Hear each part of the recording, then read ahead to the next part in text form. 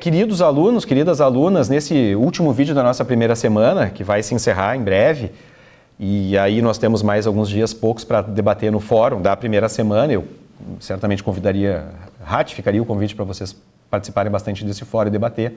Mas nesse último vídeo eu quero introduzir um tema que é de suma importância dentro de qualquer inventário, que é o papel do inventariante. Há pessoas que adoram ser inventariantes e disputam, em outros casos não há nenhum membro da família que se interessa por desempenhar esse encargo. Mas é um encargo essencial na vida de um inventário.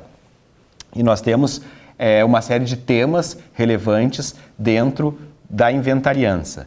Exemplos: critérios para definir quem será o inventariante, responsabilidades do inventariante e também eventuais remoções de inventariante. Então não são poucos os temas que interessam dentro da inventariança no processo de inventário. Então eu selecionei esse último vídeo da primeira semana, mas também na segunda semana, algumas situações que demonstram a importância do debate desse tema e seu reflexo na jurisprudência e na doutrina. Vamos começar fazendo um link com os vídeos anteriores, relembrando rapidamente, 30 segundos, a administração provisória da herança.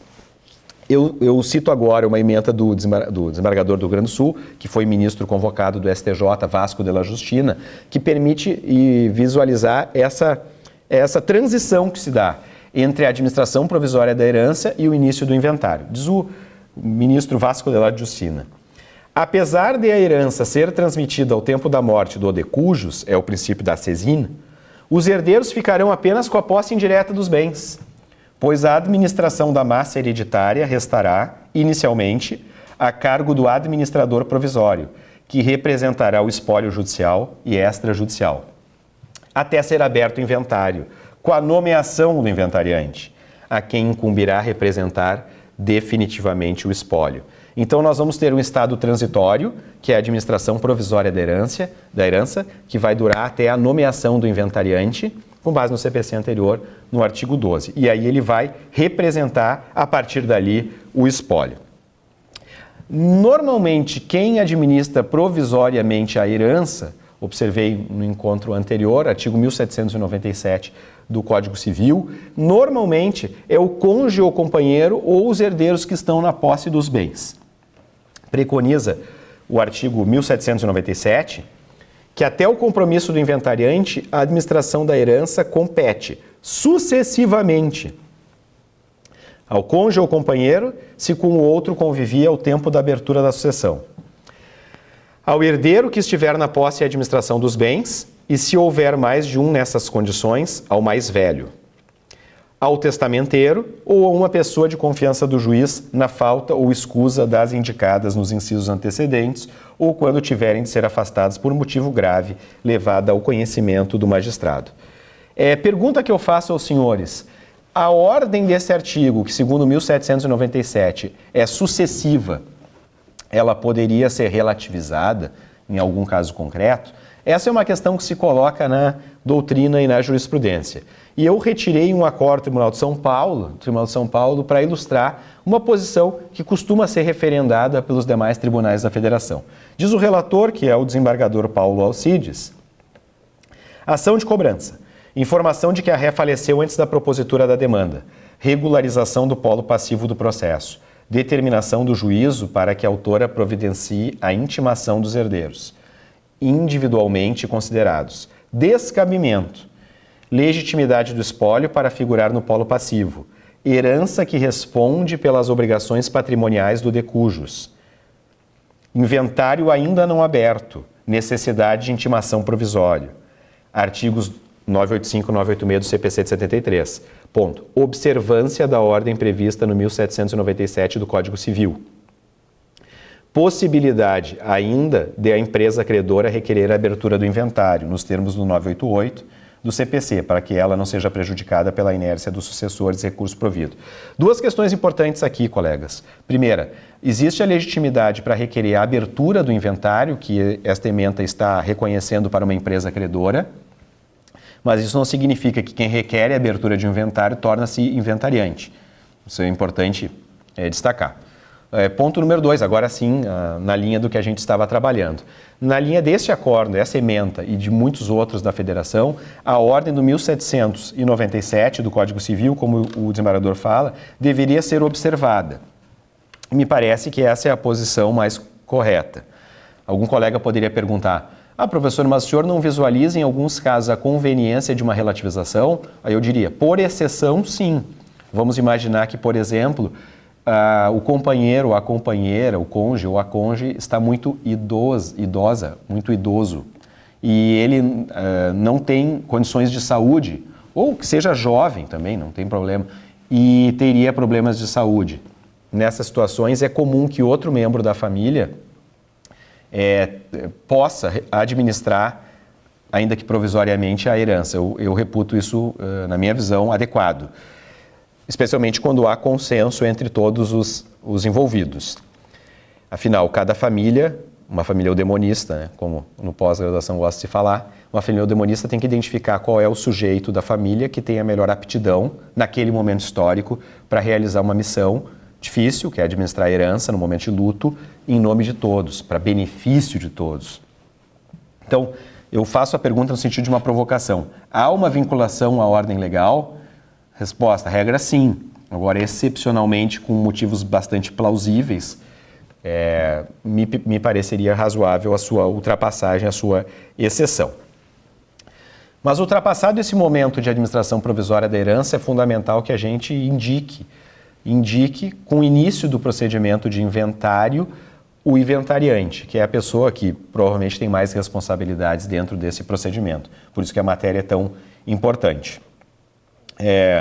Eu costumo até dizer para alguns clientes: o senhor é o inventariante, logo é uma pena, eu vou ter que lhe ligar mais, vou ter que ter maior contato com o senhor foi indicado pela família, o senhor foi indicado pelo juiz como a pessoa responsável para levar adiante essa transmissão de bens.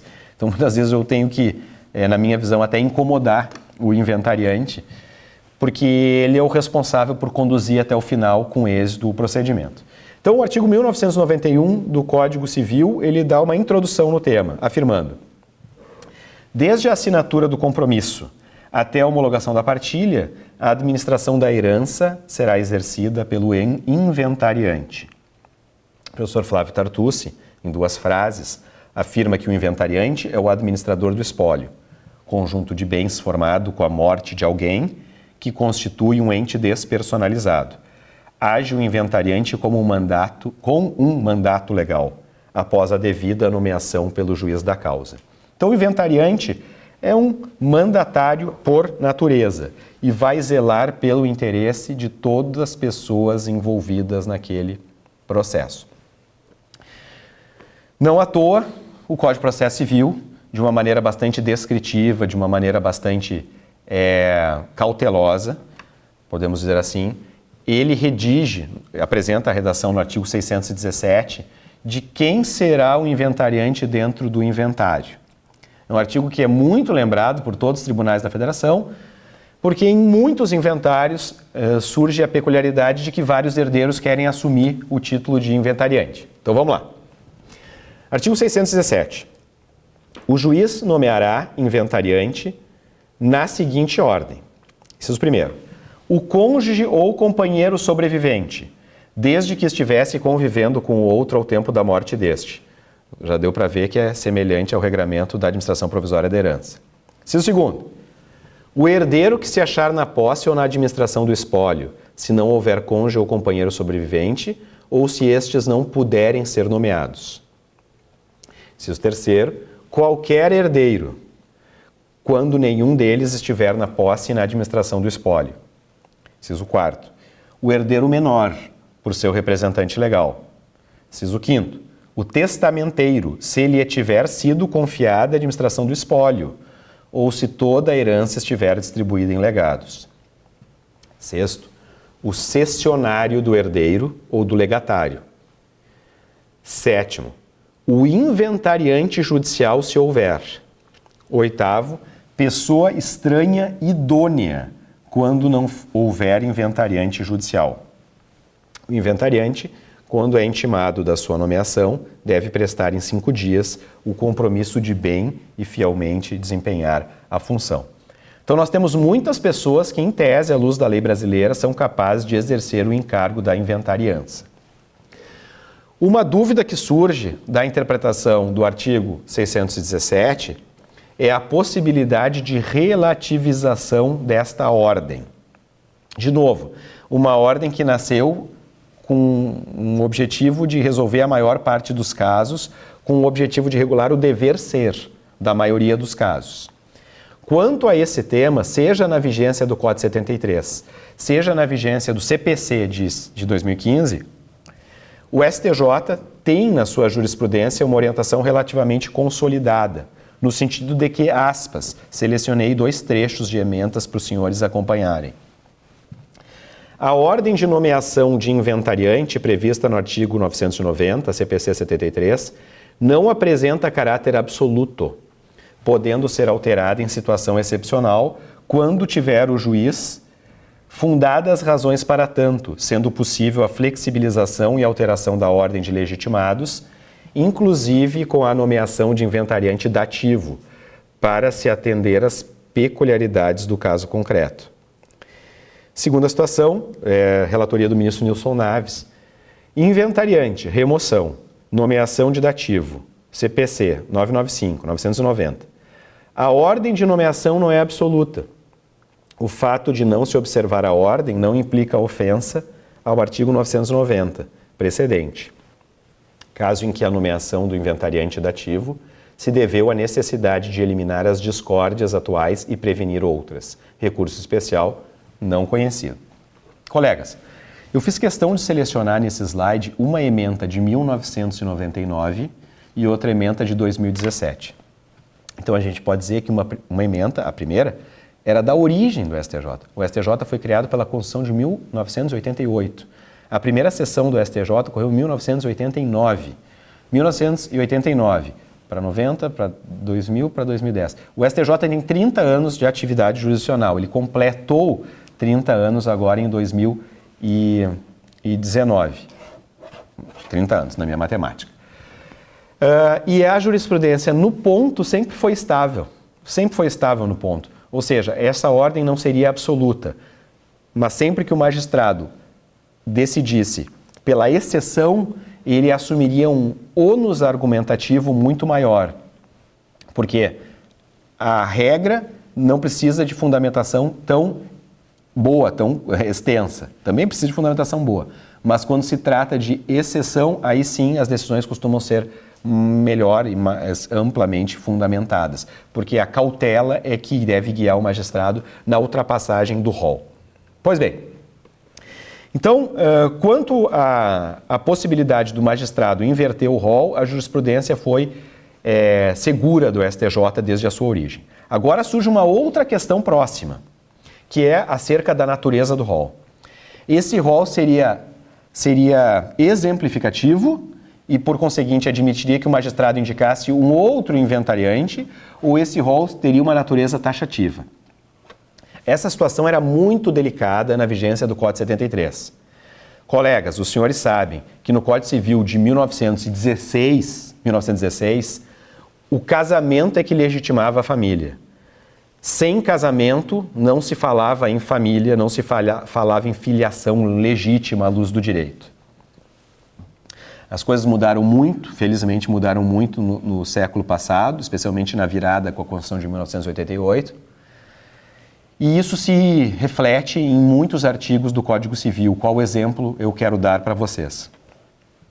Na maior parte da vigência do Código de 1916, eu poderia dizer até o final do século passado, não era tolerado que um companheiro exercesse o encargo de inventariante, mesmo porque o fenômeno que hoje nós temos consagrado de união estável, que deve ser preservado, que deve ser protegido segundo a Constituição Federal, era tido no início do século XX e na maior parte da sua vigência como um concubinato, que não deveria ser estimulado para, quem sabe assim, instar as pessoas a se casarem e regularizarem os filhos e a sua vida familiar na visão do Código 16. Pois bem, Então, no final do século XX, diante da omissão legal, que não tolerava o companheiro ou a companheira exercer o inventário, e diante de tantas situações que os senhores conhecem, que na prática existe um companheiro e existe uma companheira que amava o finado, que viveu junto com ele 10, 20, 40 anos, os tribunais passaram a compreender que a natureza do rol no Código 73 seria exemplificativa. Exemplo. Selecionei uma ementa da desembargadora Maria Berenice Dias, que era bastante inovadora, do Código do TJRS, Tribunal de Justiça do Rio Grande do Sul, de 2007, em que ela se deparou com um casal homoafetivo e que não havia casado, porque na época era absolutamente vedado pelo Código Civil o casamento entre pessoas do mesmo sexo.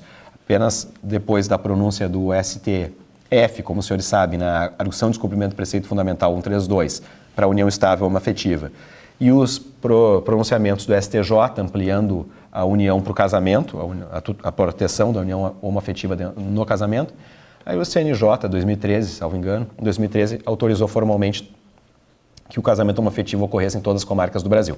Mas o que eu quero dizer com isso?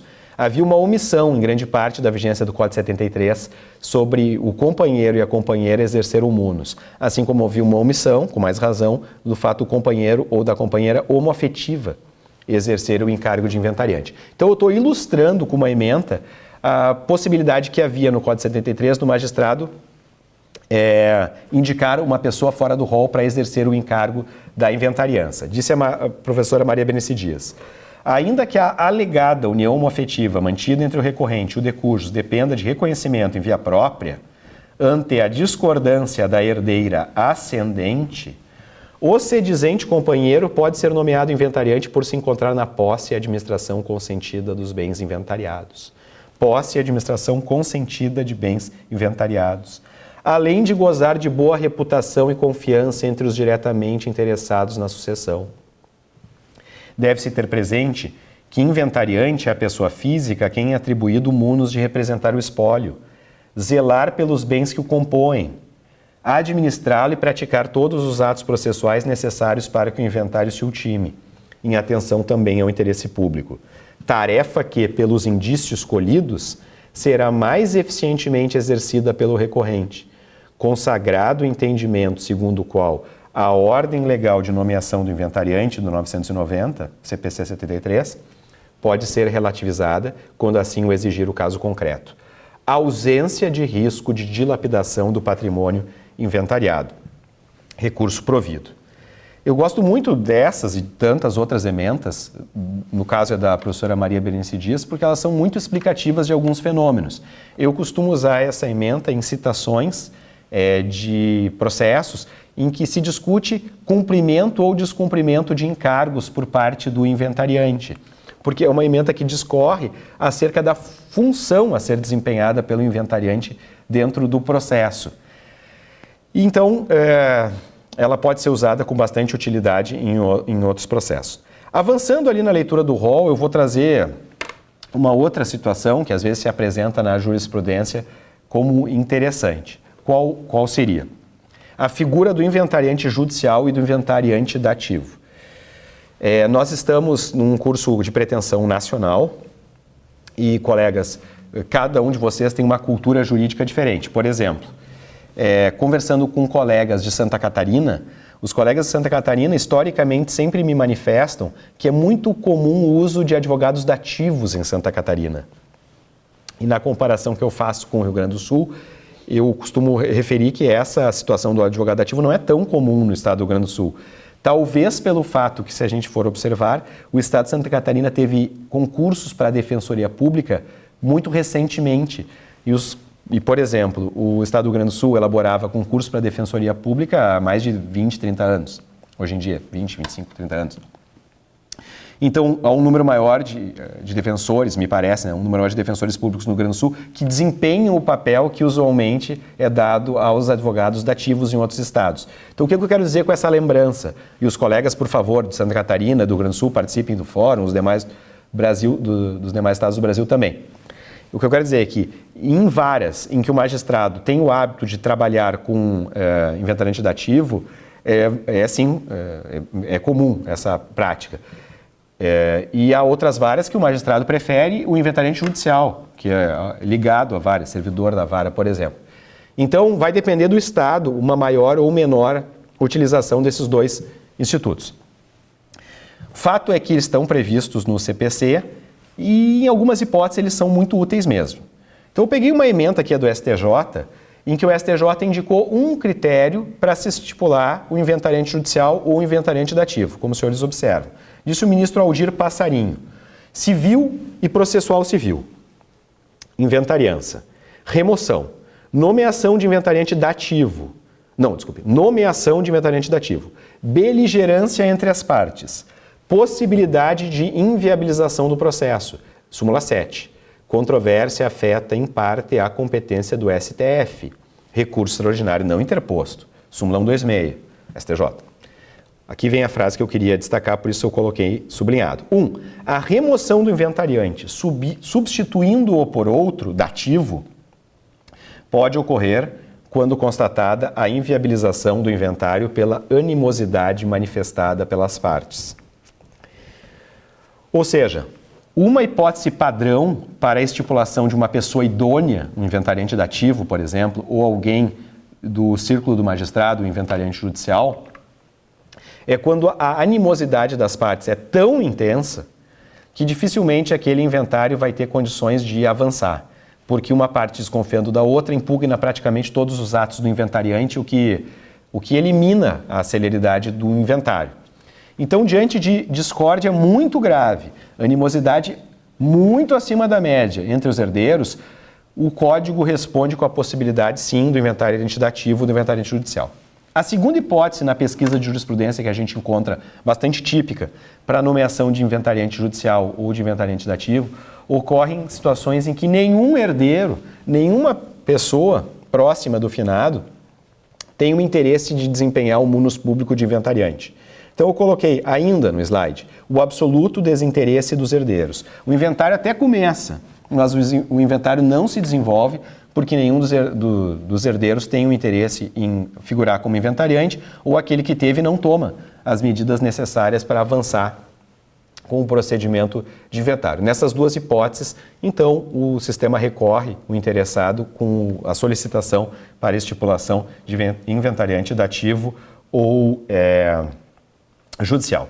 Então, eu tentei apresentar critérios para fixação do inventariante. De regra, companheiro, cônjuge podem bem desempenhar. Outras vezes a família debate e escolhe um descendente, escolhe um ascendente do finado, que também tem plenas condições de levar adiante o encargo, o munus público de zelar pelo patrimônio que é de todos e dividi-lo ao final do inventário. Então é extremamente importante a identificação. Assim como é importante discutir o trabalho que o inventariante oferece com o cumprimento ou não, com o adimplemento ou não dos seus deveres. Esse é exatamente o tópico que a gente vai abrir a próxima semana, com a indicação das incumbências do inventariante, bem como a possibilidade de sua eventual remoção por manifestação dos demais herdeiros. Então eu agradeço a participação de todos no fórum nesta semana e espero que os senhores possam avançar, sim, no estudo na próxima semana, também participando no fórum, assistindo os vídeos e se manifestando com as suas dúvidas ao longo do curso. Muito obrigado pela atenção de todos, foi um prazer estar com vocês nessa primeira semana.